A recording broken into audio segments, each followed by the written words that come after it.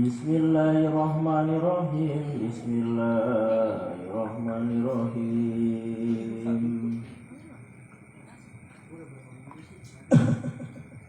Al-hikmatu sabi'atu wa tis'un ba'dal mi'ah minal hikamil aqaiyah. Qala al-imam Ahmad ibnu Athaillah asy-Syakandari rahimahullah wa nafa'ana bi ulumi wa asrari.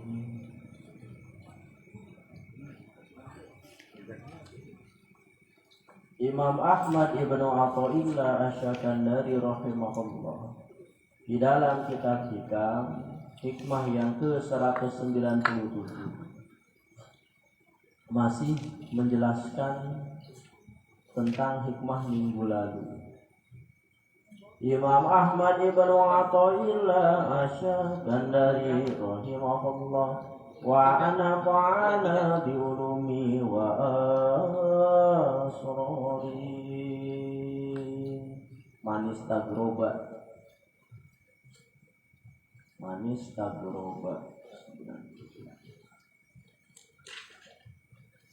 hikmah 190.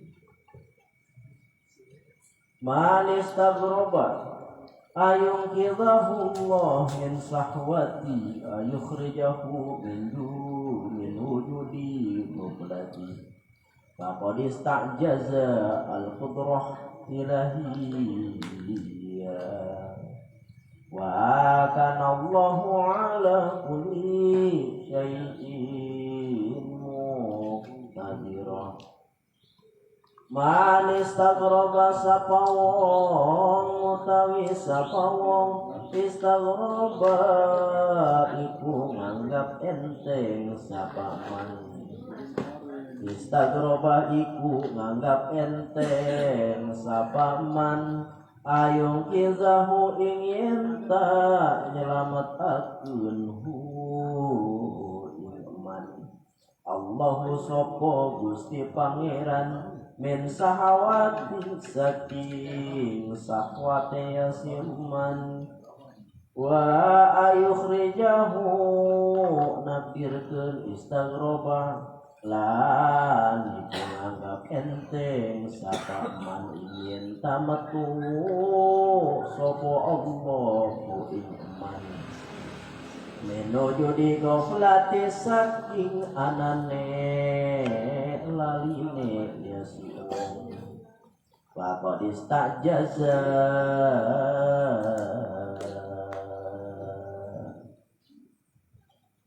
maka berarti nganggap apa sapaman, maka berarti nganggap apa sapaman. Al-qudrata saking kekuasaan Gusti ilahiyah kang bangsa pangeran wa kana Allahu ala kulli syai'in muqtadiran wa kana lan satuhune Allahu Gusti Pangeran sapa Gusti Pangeran ala kulli syai'in atase saban-saban perkara muqtadirun saking kuasa.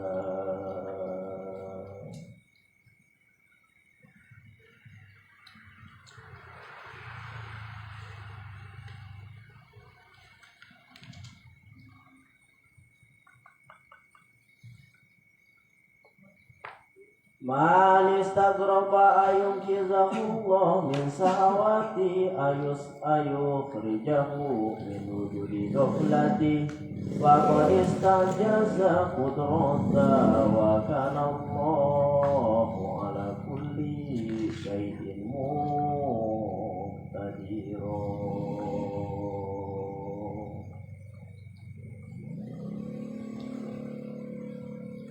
Masih menjelaskan tentang pengajian minggu lalu. Ini Imam Ahmad ibnu Athaillah asy-Syakandari rahimahullah hendak menjelaskan tentang disiplin ilmu, sifat Allah yang muqtadirun. Jadi Allah mempunyai sifat yang mana sifat Allah ini muqtadirun, kuasa. Maka manistaghroba, barang siapa yang menganggap enteng, ayunghidahu,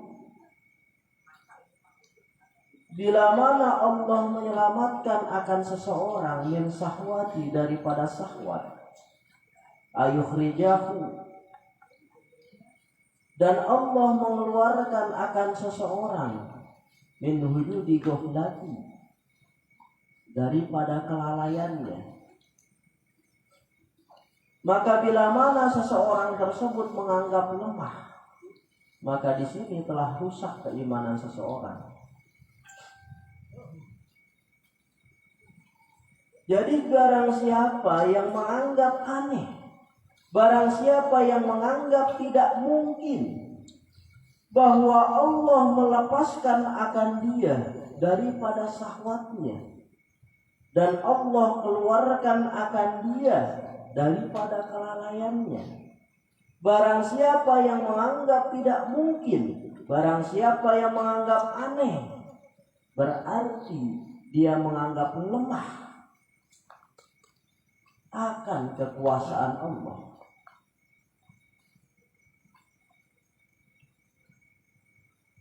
Wa kana Allahu ala kulli syai'in muqtadir, dan adalah Allah atas tiap-tiap sesuatu muqtadiro, kuasa.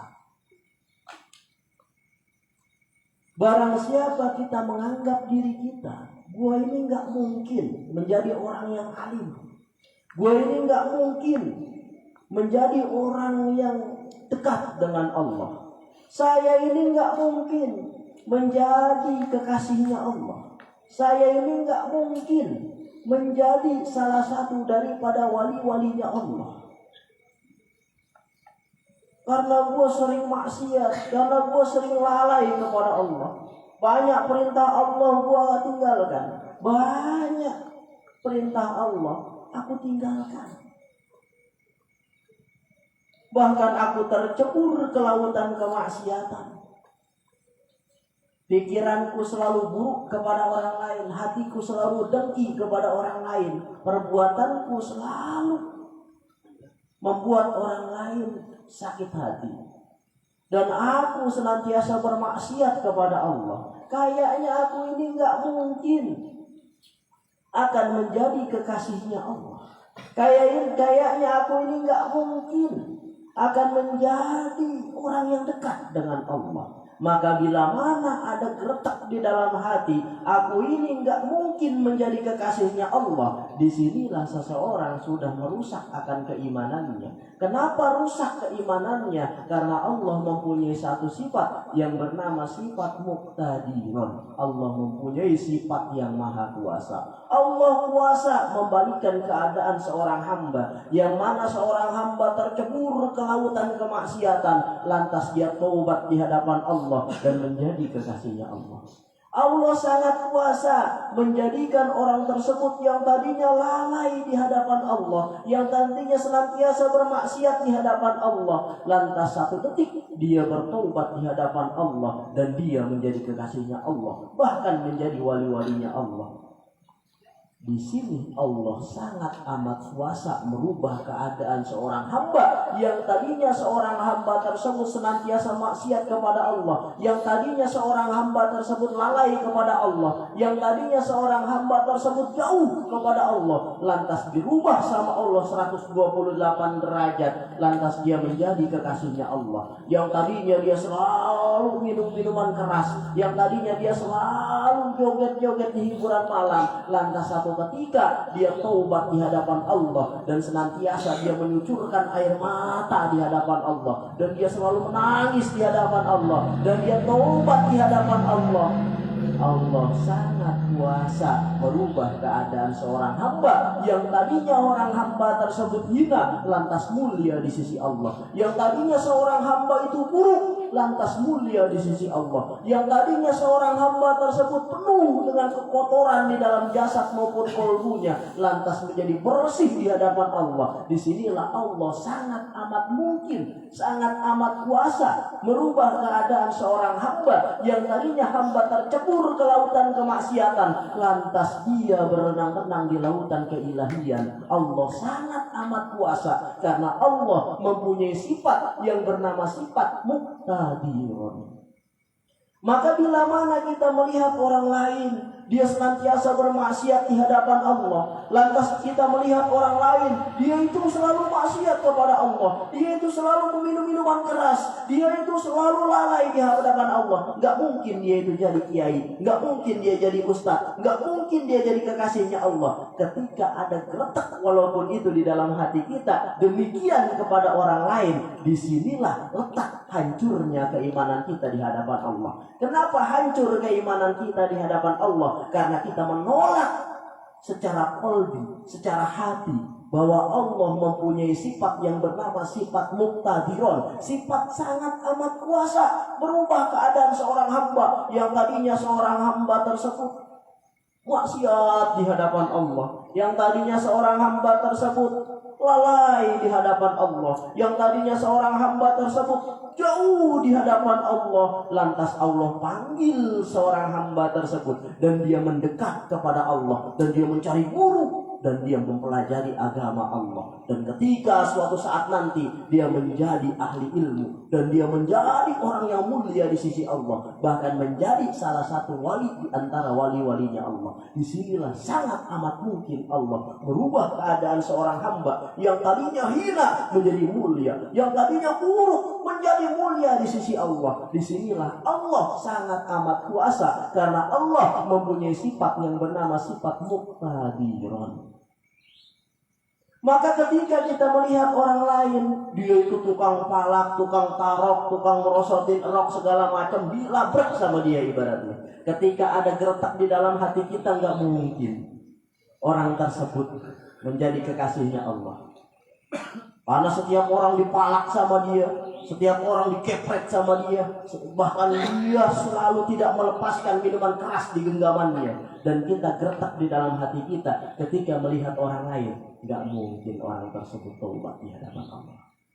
Nggak mungkin dia orang jadi mulia di sisi Allah. Ketika ada rasa demikian di dalam hati kita, disinilah sudah rusak keimanan kita di hadapan Allah. Di mana rusak keimanan kita di hadapan Allah? Karena kita tidak mengakui, tidak mengklaim bahwa Allah mempunyai sifat yang bernama sifat muqtadirun. Allah Maha Kuasa.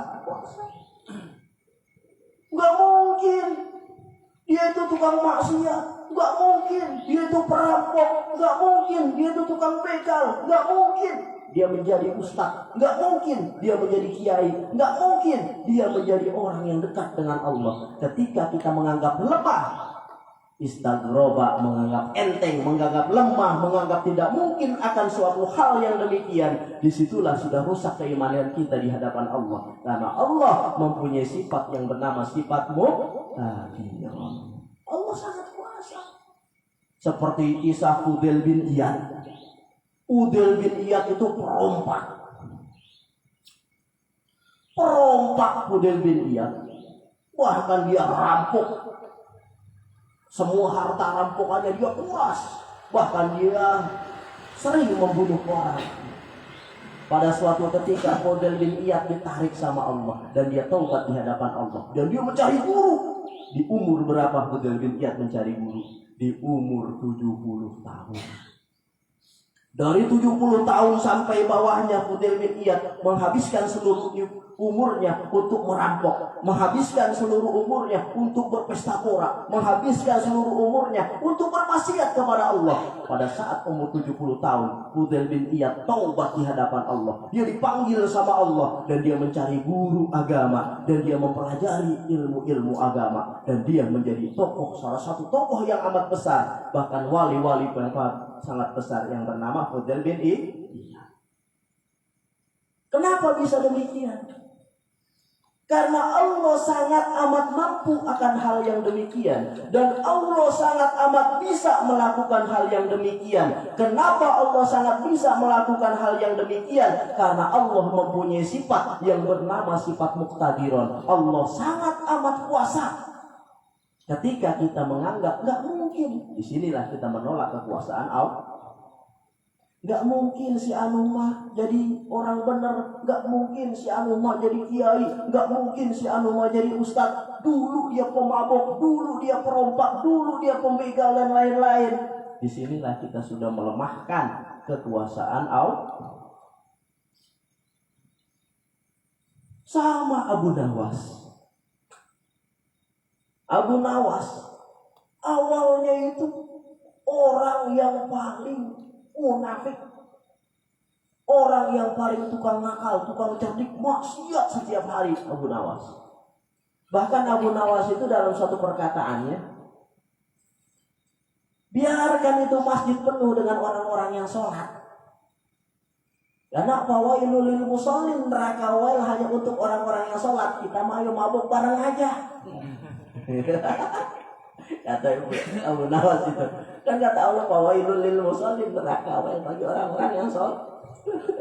Kata Abu Nawas itu, biarin penuh itu masjid sama orang-orang yang sholat. Karena Allah menciptakan neraka wail buat orang-orang yang sholat. Kita mabuk aja bareng-bareng. Saking bejatnya itu Abu Nawas. Ya kan? Tapi pada suatu ketika Abu Nawas taubat di hadapan Allah, dan dia menjadi wali yang masyhur di hadapan Allah. Karena salah satu tokoh cendekia. Gampang bagi Allah. Ini bukan dalam hal min sahawati wa ayukhrijahu min hujudi goflati.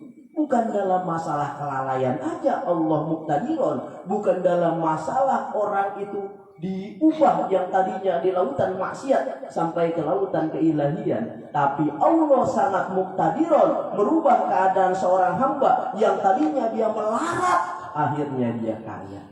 Yang tadinya dia menderita, akhirnya dia senang.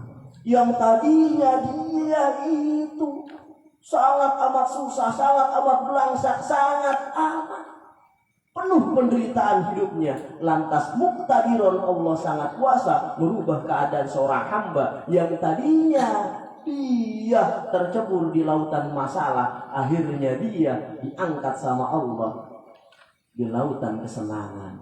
Ini Allah sangat kuasa. Gua mah nggak mungkin kayaknya ini.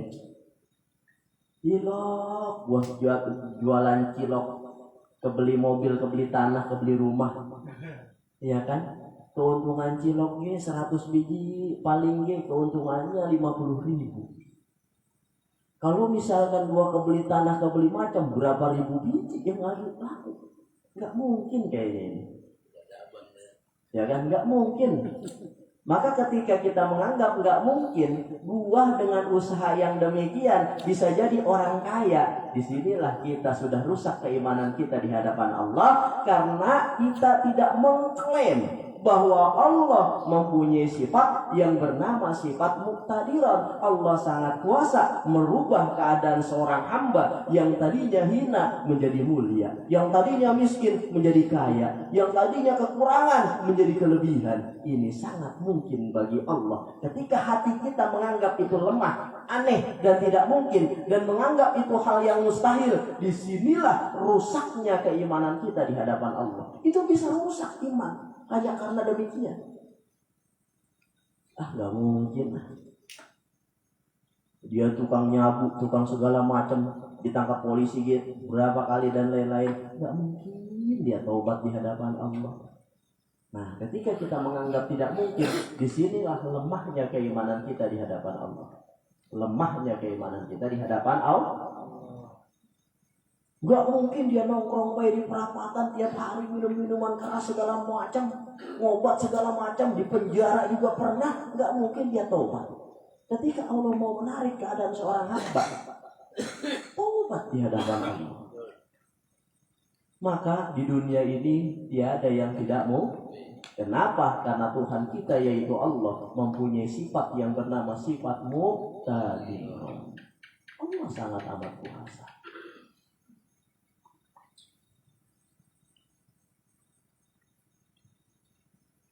Maka jangan menganggap Allah ini tidak selalu memperhatikan kita. Allah ini selalu memperhatikan kita. Allah ini selalu memantau gerak-gerik kita.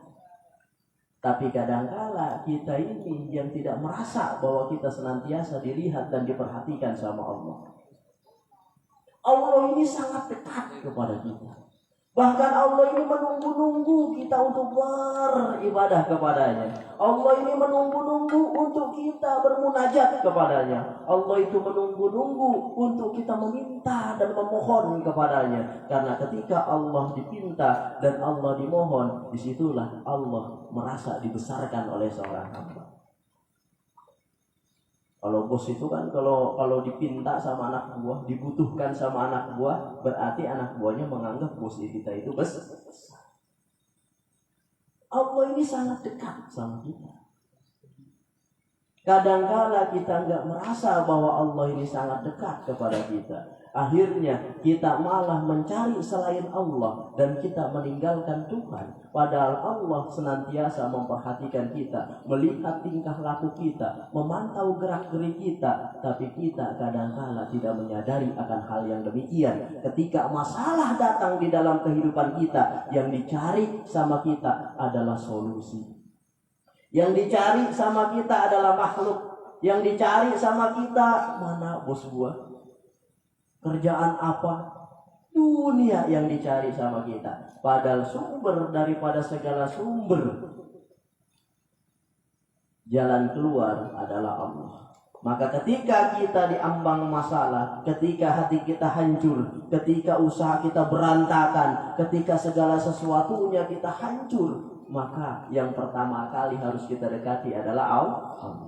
Minta sama Allah. Ya Allah, nangis di hadapan Allah. Ya Allah, terus bermunajat kepada Allah. Ya Allah, jangan Allah kita tinggal. Karena Allah itu sangat amat dekat. Ya, Allah itu lisidati qurbihi. Allah itu sangat dekat. Sangat amat dekat Allah. Karena orang yang mencari Allah itu seperti ikan mencari air. Orang yang mencari Allah itu seperti cacing mencari tanah.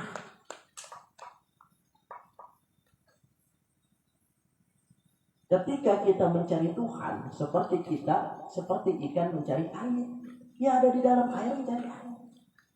Seperti cacing mencari tanah, ya ada di tanah mencari tanah.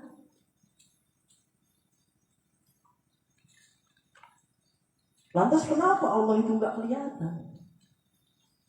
Karena Allah itu lisidati qurbihi. Allah itu sangat dekat. Udah hukum akal sesuatu yang amat dekat itu tidak terlihat. Hukum akal itu sesuatu yang sangat dekat itu tidak terlihat. Lu bisa lihat bumi? Bisa nggak lihat bumi? Nggak bisa. Padahal kita ada di bumi, ya kan? Gimana caranya kita supaya melihat bumi? Lebih besar dulu daripada bumi, atau kita di atas, jauh sama bumi sehingga bumi itu tampak kecil kepada kita, baru itu kelihatan. Ngerti? Karena udah menjadi hukum logika, sesuatu yang sangat dekat itu tidak bisa dilihat. Dan Allah ini sangat amat dekat, saking dekatnya sampai tidak bisa dilihat. Maka orang yang ingin melihat Tuhan sama saja seperti orang yang ingin melihat bumi. Bisa lihat bumi? Nggak bisa. Ini bukan bumi, tanah. Itu pohon, itu gunung. Ya kan? Bumi bisa dilihat nggak? Bisa dilihat nggak bumi? Nggak bisa. Nggak bisa. Bumi bisa dilihat nggak? Tapi kita ada di mana? Ada di bumi. Ada di bumi. Allah nggak bisa dilihat. Bumi nggak bisa dilihat. Tapi kita adanya di mana? Di dalam bumi. Allah itu nggak bisa dilihat. Tapi kita berada di dalam kekuasaan Allah. Kenapa Allah nggak bisa dilihat? Karena lisidati qurbihi. Allah itu sangat dekat. Saking dekatnya nggak bisa dilihat. Karena sesuatu yang dekat itu tidak bisa dilihat. Kita sama bumi dekat nggak? Dekat kan? Saking dekatnya ini kita sampai sama bumi, sampai bumi nggak bisa kita lihat. Tapi kita berada di dalam bumi. Seperti itulah kita berada di dalam kekuasaan Allah. Jadi merasa nggak mungkin gue jualan gorengan di mana mungkin gue kaya, padahal isi dati kurbi. Nggak mungkin gue cuma jualan risol lo kaya. Disinilah letaknya rusaknya keimanan kita, karena kita tidak mengklaim bahwa Allah mempunyai sifat yang bernama sifat muqtadirun. Nggak mungkin si A itu menjadi kekasihnya Allah, wong dia senantiasa maksiat di hadapan Allah. Nah, inilah rusak keimanan kita, karena Allah mempunyai sifat yang bernama sifat muqtadirun. Nggak mungkin gue jadi orang kaya, emang gue keturunan belangsak. Nggak ada uratnya gue mau jadi orang kaya. Di sini menganggap lemah atas kekuasaan Allah. Menganggap Allah itu lemah atas kekuasaannya. Sedangkan kita berada di dalam kekuasaan Allah. Kita ini sadar nggak sadar berada di dalam kekuasaan Allah. Kenapa kita berada di dalam kekuasaan Allah? Karena lisidati qurbihi, Allah itu sangat dekat. Seperti halnya kita ini berada di dalam bumi. Karena bumi sangat dekat sama kita. Iya, karena udah menjadi kebiasaan. Ada sesuatu yang sangat amat dekat itu nggak bisa dilihat. Seperti halnya bumi ini nggak bisa dilihat karena kita sangat dekat sama bumi. Padahal kita berada di dalam bumi. Padahal kita berada di dalam kekuasaan Allah. Saking dekatnya dengan Allah. Saking dekatnya dengan kekuasaan Allah. Dan Allah sangat amat mudah dan gampang membalik keadaan seorang hamba yang tadinya miskin menjadi kaya. Yang tadinya hina menjadi mulia. Yang tadinya dia diazab sama Allah menjadi wali-walinya Allah. Ini Allah mempunyai sifat yang bernama sifat sama ketika kita menilai orang lain. Kita melihat ketika kita ke Cikarang, ada orang tukang palak, ditendang, dia tajong. Ya kan, ini mandor najongin warung orang yang gak nyetor namanya. Ya kan, akhirnya ada gertak di dalam hati kita, nggak mungkin dia itu taubat di hadapan Allah, sering nyakitin orang lain dan lain-lain. Ketika ada kata-kata tidak mungkin akan hal yang demikian, berarti kita tidak mengklaim bahwa Allah mempunyai sifat yang bernama sifat muqtadirun. Allah sangat kuasa, termasuk dalam keadaan diri kita. Gue ini bodoh, sangat amat bodoh. Baca Quran dia belelol, ama alif dia baru enggak kenal. Gak mungkin gue menjadi ahli ilmu, gak mungkin gue menjadi ulama, gak mungkin gue menjadi pembuka agama.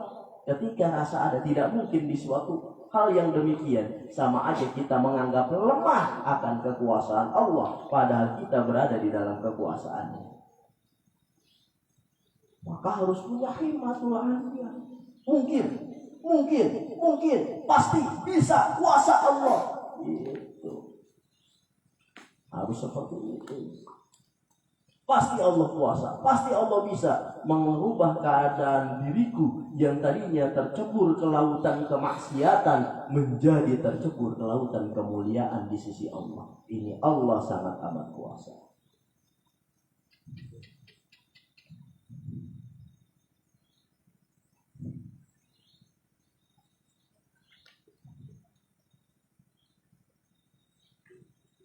Allah sangat amat kuasa. Tabdilu hadzal 'abdi minan naqsi ilal kamal wa minal kubbi ilal husni wa min dzulil ma sayti ila ta'ah. Termasuk sesuatu merubah ini hamba dari kekurangan kepada kesempurnaan, daripada jahat kepada kebaikan, daripada kehinaan maksiat kepada kemuliaan taat. Dan Allah sangat amat mudah merubah keadaan seorang hamba karena Allah mempunyai sifat muqtadirun. Ini termasuk sesuatu yang ada di dalam kekuasaan Allah. Wa qad fa'ala zalik bi jama'atin minal khalqi.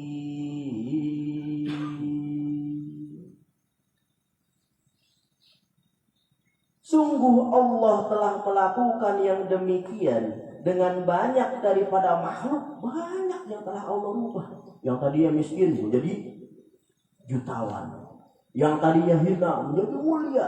Yang tadinya senantiasa maksiat di hadapan Allah menjadi kekasihnya Allah. Ini sangat bisa dan sangat mungkin. Dan Allah telah banyak merubah keadaan makhluk yang demikian. Yang dulunya badung, yang dulunya selalu minum minuman keras, yang dulunya gak pernah sholat, yang dulunya lalai. Dalam satu detik Allah rubah menjadi orang yang besar di sisi Allah. Mampu Allah, kuasa Allah akan demikian. Jadi kita jangan sekali-kali merasa heran suatu saat kita atau orang lain akan menjadi kekasihnya Allah, akan menjadi orang yang mulia di sisi Allah. Kita jangan merasa heran akan hal yang demikian. Nggak mungkin bocah badar kayak gitu jadi kiai, orang kelakuannya juga kayak tai. Ya kan? Gua ada ayam dicolong sama dia. Ya kan? Semuanya dicolong sama dia. Ada orang ayam bebek untuk ayam dikarungin dijual ke pasar sama dia. Ada warung dibobol sama dia. Setiap malam mabok nggak berhenti. Nggak mungkin dia jadi orang alim. Nggak mungkin dia jadi kiai. Kelakuan juga kayak tai. Ketika kita menganggap tidak mungkin, berarti kita menganggap lemah atas kekuasaan Allah. Sedangkan Allah Maha Kuasa merubah keadaan seorang hamba yang tadinya bodoh menjadi pintar, yang tadinya goblok menjadi pintar, yang tadinya jauh di hadapan Allah menjadi mulia di sisi Allah, yang tadinya dia hina di sisi Allah menjadi wali-walinya Allah. Disinilah sangat mungkin bagi Allah, karena Allah mempunyai sifat yang bernama sifat muqtadirun. Allah sangat kuasa merubah keadaan seorang hamba.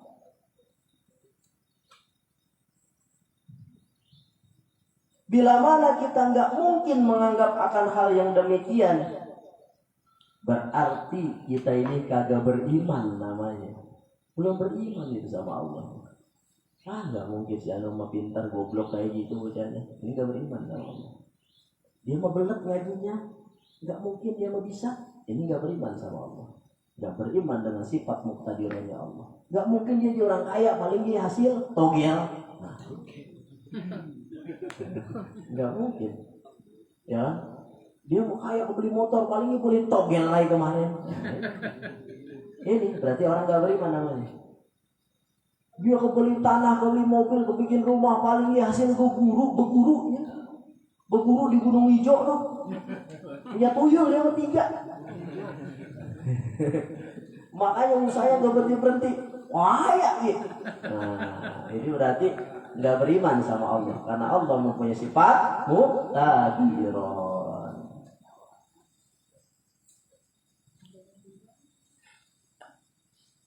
Ka Ibrahim ibni Adam, kayak kisah Ibrahim ibni Adam. Kisah Ibrahim ibni Adam yang sangat terkenal. Kana minna abna'il muluk. Ibrahim ibni Adam. Dulunya Ibrahim ibnu Adam itu adalah anak raja yang bergelimang dengan harta, yang tercebur ke lautan kemewahan. Bahkan senantiasa dia berpesta pora, bersenang-senang karena dia adalah anak raja. Nggak ada satu hari pun yang dikerjakan oleh Ibrahim ibnu Adam kecuali bersenang-senang dan berpesta pora. Bahkan kerjaan Ibrahim ibnu Adam senantiasa berburu. Karena zaman dulu dimensi biokulturnya beda zaman sekarang.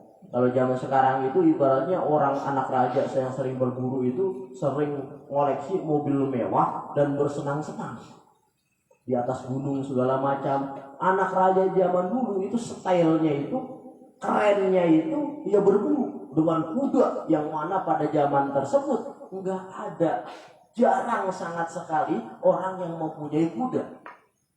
Maka Ibrahim ibnu Adam setiap hari kerjaannya hanya berburu. Dia bersenang-senang, berpesta pora dengan bergelimang harta. Ibrahim ibnu Adam, anak raja dari sekian banyak raja. Ibrahim ibnu Adam senantiasa berpesta pora.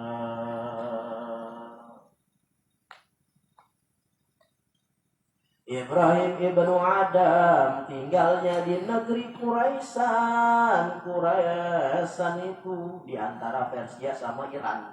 Kalau zaman sekarang dulu nggak ada Iran sama Persia. Anak raja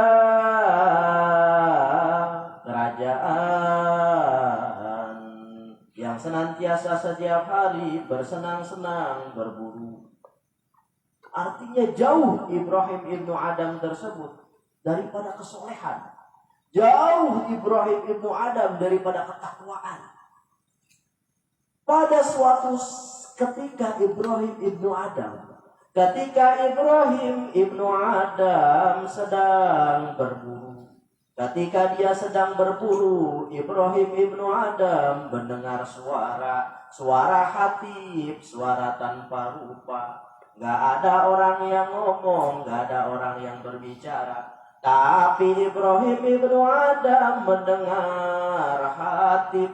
Apa itu hatib? Suara tanpa rupa.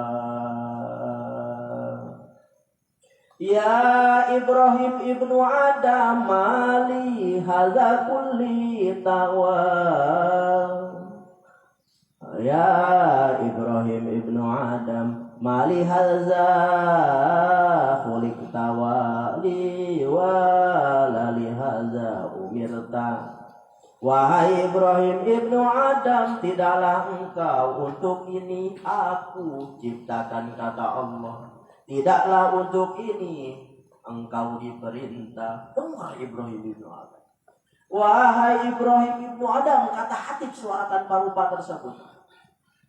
Engkau diciptakan bukan untuk ini, dan engkau diciptakan bukan untuk ini, dan engkau diperintah umirta. Engkau diperintah bukan untuk ini. Kaget Ibrahim ibnu Adam. Ada yang ngomong. Wahai Ibrahim ibnu Adam, apakah untuk ini engkau diciptakan?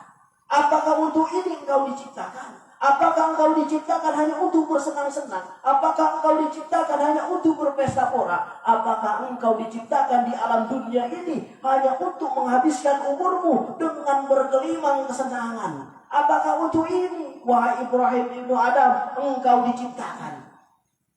Apakah untuk ini engkau diperintah sama Allah untuk bersenang-senang, untuk berpesta pora, untuk menghabiskan seluruh umurmu?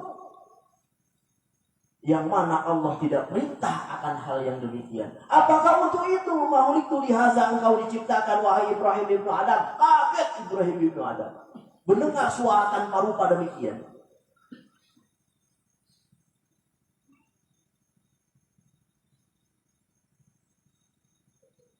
Engkau tuh hidup bukan untuk bersenang-senang. Engkau hidup bukan untuk diperintah untuk ini, yaitu berburu. Tapi hidup untuk mengabdi kepada Allah. Engkau dihidupkan bukan untuk bersenang-senang. Engkau dihidupkan bukan untuk menghabiskan seluruh umurmu mencari harta. Tapi engkau dihidupkan sama Allah semata-mata liya'budu, hanya untuk beribadah kepada Allah. Nah, hanya dengan kalimat yang demikian mendengar Ibrahim ibnu Adam, lantas Ibrahim ibnu Adam berbalik arah 180 derajat, meninggalkan Ibrahim ibnu Adam segala macam kemewahan yang ada di dalam kerajaannya. Lantas dia membuka seluruh bajunya. Dia pakai dengan baju yang begitu kotor, dipakai baju yang begitu bau. Lantas dia buka sendalnya, dia buka segala perhiasannya, dan dia lari Ibrahim ibnu Adam meninggalkan kerajaan yang penuh dengan kemewahan. Dia lari Ibrahim ibnu Adam, dia melihat kemewahan, dia melihat kerajaan, ibarat dia melihat harimau yang hendak menerkam dia. Takut dia melihat kemewahan, takut dia melihat kesenangan, takut dia melihat kemewahan tersebut, seperti dia melihat makhluk yang hendak menerkam dia, seperti dia melihat harimau yang hendak menerjang dia. Dia takut melihat kemewahan, dia takut melihat kerajaan yang begitu nikmat, yang begitu indah, yang begitu luar biasa. Dia lari meninggalkan Ibrahim ibnu Adam. Karena apa? Mahuliku lihaza, aku diciptakan bukan untuk itu, aku diciptakan bukan untuk itu, tapi aku diciptakan semata-mata hanya untuk mengabdi kepada Allah. Andai pun itu yang bisa melalaikanku akan Allah, maka itu seperti harimau yang hendak menerkamku, kata Ibrahim ibnu Adam. Lari Ibrahim ibnu Adam meninggalkan kemewahan Ibrahim ibnu Adam. Disitulah Allah merubah keadaan Ibrahim ibnu Adam 180 derajat. 180 derajat Ibrahim ibnu Adam meninggalkan kemewahan. Kemewahan Ibrahim ibnu Adam itu seperti melihat harimau yang hendak menerkam dia.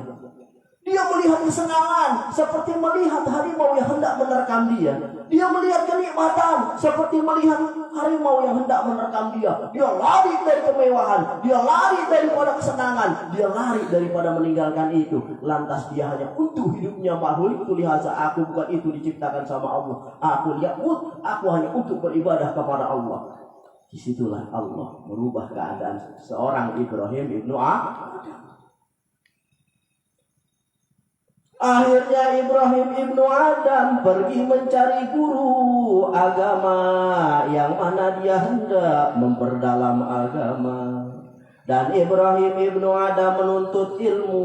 Ketika Ibrahim menuntut ilmu, jadilah Ibrahim ibnu Adam min kibaril aulia, termasuk pembesar para wali.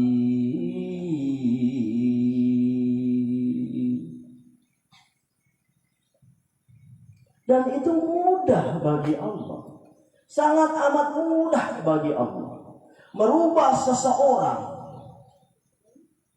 yang tadinya dia itu lalai kepada Allah lantas menjadi ahli ibadah.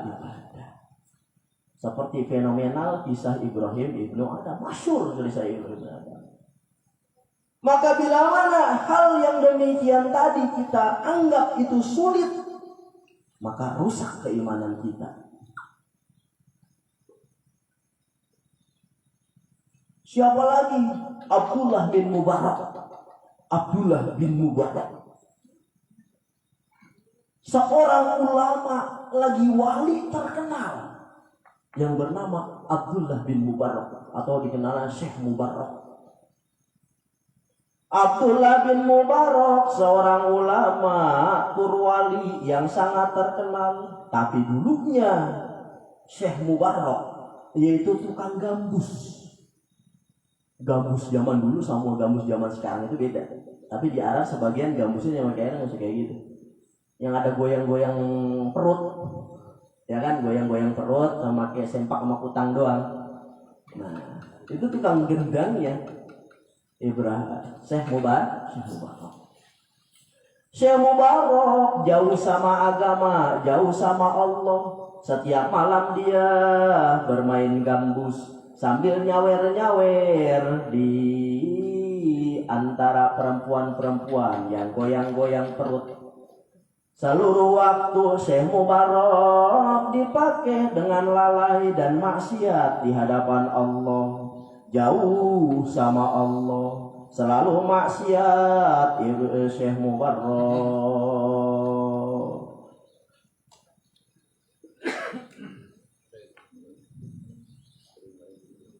Suatu ketika ada suara di dalam gambusnya, di dalam gendangnya Syekh Mubarak itu ada suara. Apa suara tersebut? Alam yakni fil ladzina amanu antasya qulubuhum li zikrillah. Ketika Syekh Mubarak sedang bermain gambus, di dalam gambusnya ada suara. Suaranya alam yakni faladzina amanu antasya qulubuhum li zikrillah. Apakah belum tiba saatnya bagi orang yang beriman itu tunduk hatinya kepada Allah? Kaget Syekh Mubarak. Lagi main gambus, goyang-goyang, lihat cewek goyang-goyang pada ceranjang main gambus. Suatu ketika di gambusnya itu ada suara. Apakah belum tiba saatnya bagi orang yang beriman itu tunduk hatinya kepada Allah? Kaget Syekh Mubarak. Mendengar itu kaget Syekh Mubarak. Lantas insyaf Syekh Mubarak, tobat Syekh Mubarak. Lalu Syekh Mubarak memecahkan seluruh gambusnya. Pergi Syekh Mubarak berkelana mencari guru agama dan belajar ilmu agama. Yang tadinya Syekh Mubarak ada di lautan maksiat, dia lalai kepada Allah. Ada suara tanpa rupa di dalam gambusnya. Wah, Syekh Mubarak. Akhirnya insaf Syekh Mubarak memecahkan seluruh gambusnya. Lantas Syekh Mubarak pergi mencari guru agama, mencari ilmu agama. Akhirnya Syekh Mubarak menjadi ulama yang sangat besar dan soleh, dan menjadi salah satu daripada para wali-walinya Allah. Bahkan di situ dari Syekh Mubarak lahirlah tokoh-tokoh besar seperti Imam Sufyan Ats-Tsauri yang banyak karangan-karangan kitabnya itu terkenal, kitab-kitab sufisme ini. Itu muridnya Abdullah bin Mubarak. Imam Yahya bin Ma'in, ini imam ahli hadis. Ini muridnya juga Syekh Mubarak. Seperti Ishaq bin Rohaiwan. Ini seorang ulama besar. Bahkan dia adalah salah satu muridnya Abdullah bin Mubarak. Gurunya itu mantan preman. Ngerti? Mantan, kalau zaman sekarang itu mantan MC itu yang mengganggu segala macam. Kalau zaman sekarang itu kayak gitu. Ketika tua, iya kan? Di setengah umurnya, umur 40 tahun, Syekh Mubarak tobat di hadapan Allah, mencari guru Syekh Mubarak, memperdalam ilmu agama Syekh Mubarak. Ketika dia memperdalam ilmu agama, bisa akan ilmu agama, dan muridnya banyak menjadi ulama-ulama besar, muridnya banyak menjadi tokoh-tokoh besar, maka kita jangan heran, wah dia bisa apa sih? Masa jadi ustadz? Masa ngajarin ke jamaah? Masa ngajarin ke umat? Dia bisa apa sih? Gua tahu badarnya, gua tahu ininya. Allah muqtadiran. Ingat, Allah muqtadiran. Allah sangat kuasa. Seperti halnya Syekh Mubarak punya murid jadi ulama-ulama besar. Dulunya Syekh Mubarak itu tukang inci, tukang gambus. Wa ma zalika 'alallah bi'aziz. Allah tidak sulit untuk merubah seseorang yang tadinya lalai menjadi mulia. Belum lagi yang dijelaskan oleh Rasulullah SAW tentang satu laki-laki yang membunuh 100 orang. Ini Rasulullah yang ngomong. Satu laki-laki yang membunuh 100 orang. Begitu Allah membalikkan dalam hitungan detik, maka taubat kepada Allah dan dia meminta ampun kepada Allah. Akhirnya dia meninggal dunia dalam keadaan husnul khotimah. Karena Allah muqtadir. Qala Allah Ta'ala, Allah berfirman, ya ibadiyalladzina asyraku wa ala anfusihim la taqnatu min rahmatillah innallaha yaghfiru dzunuba jami'a. Hamba-hambaku yang telah melampaui batas diri mereka, dia senantiasa lalai kepada Allah, melanggar hukum Allah, meninggalkan yang diperintah, yang disuruh sama Allah. Hei hamba-hambaku yang melampaui batas diri mereka. Hei hamba-hambaku yang senantiasa lalai, ibaratnya kata Allah gitu. Ya hambaku yang senantiasa tidak mengerjakan perintahku. Hei hamba-hambaku yang senantiasa maksiat. Hei hamba-hambaku yang senantiasa tercebur ke lautan dosa. Hei hamba-hambaku yang senantiasa melanggar hukum-hukumku. Janganlah kalian itu putus asa min rahmatillah, daripada kasih sayangku, daripada rahmatku, daripada cinta kasihku, maka engkau jangan putus asa, kata Allah. Jadi Allah mengampuni dosa kita. Allah itu akan mengampuni dosa-dosa kalian bila mana kalian tobat kepada Allah. Ini Allah yang ngomong. Main, lu sering tanya maksiat baik sama gua. Minum minuman keras baik sama gua. Lalai baik sama gua. Sering lu ninggalin sholat segala macam. Engkau jangan putus asa. Ibaratnya kayak gitu. Lu itu tetap disayang sama gua. Pintu taubat selalu terbuka untuk engkau. Bila mana engkau taubat dan berbenah diri akan diriku, kata Allah. Ini Allah senantiasa memanggil kita demikian. Memanggil orang yang senantiasa mabuk, memanggil orang yang senantiasa nyuri, memanggil seseorang yang senantiasa ngebegal, memanggil seseorang yang senantiasa ngejablay, senantiasa maksiat dan lain-lain. Itu setiap hari dipanggil sama Allah. Jangan putus asa ya. Jangan putus asa ya. Jangan putus asa ya. Jangan putus asa ya.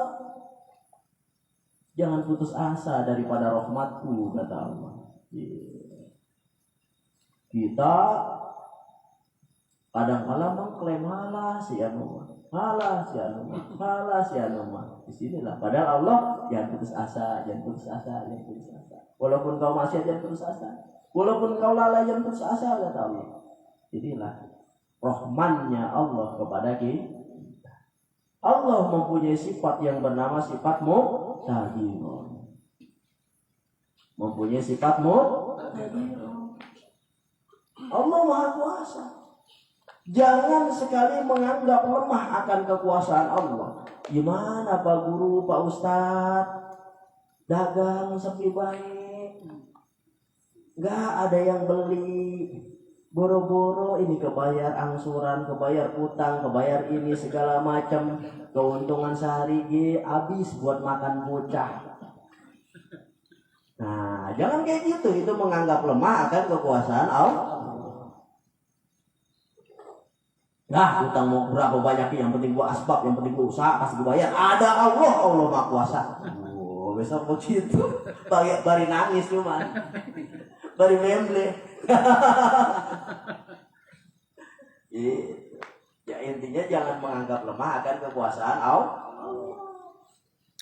Gimana ini, utang banyak banget, angsuran banyak banget, usaha cuma begini doang. Apakah bayar ini? Aduh, gimana ini? Nah, ini menganggap lemah kan kekuasaan Allah. Seharusnya gimana? Kebayar, mau usaha kayak gimana? Yang penting gua asbab, yang penting gua usaha, yang penting gua ada dagangnya, yang penting gua ada kerjaannya. Mau utang berapa miliar, mau utang berapa ratus juta, mau utang puluhan juta, segala macam, kebayar. Karena Allah mempunyai sifat yang bernama sifat muqtadirun, kuasa Allah. Karena kita berada di dalam kekuasaannya Allah. Allah itu sangat dekat, dan kekuasaan Allah juga sangat dekat. Kok nggak kelihatan kekuasaan Allah? Karena sesuatu yang besar itu tidak akan bisa dilihat. Bumi nggak bisa dilihat, tapi kita berada di dalam bumi. Mana Pak Ustadz kekuasaan Allah nggak kelihatan? Kita doa baik nggak dikabul-kabul, kita zikiran baik anggar malah tambah utang. Mana ini? Nggak ada jalan keluarnya.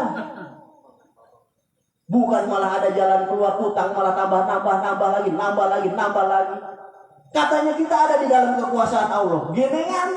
Nah, ketika demikian berarti menganggap lemah akan kekuasaan Allah. Menganggap lemah akan kekuasaan Allah.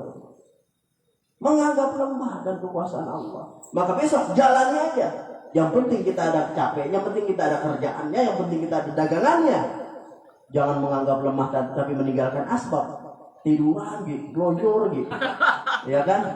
Ya kan di dalam kamar. Allah Maha Kuasa, dari emas turun dari langit sekarung. Ini bakar orang kayak gitu. Ya tetap harus ada usahanya, tetap harus ada asbabnya. Allah Maha Kuasa. Kita berada di dalam kekuasaan Allah. Di mana? Gini kan gak kelihatan kekuasaan Allah lisidati kurbihi, karena Allah itu sangat dekat. Sesuatu yang dekat itu tidak akan bisa kelihatan. Sesuatu yang besar itu gak bakalan bisa kelihatan. Seperti bumi ini gak bakalan bisa kelihatan walaupun kita berada di dalam bumi. Kekuasaan Allah ini sangat besar, saking besarnya sampai nggak bisa terlihat. Karena kita berada di dalam kekuasaan Allah, sebagaimana kita berada di tengah-tengah bumi, padahal kita di dalam bumi yang begitu besar, tapi bumi tidak bisa kita lihat. Wallahu a'lam bishawab. Ada pertanyaan?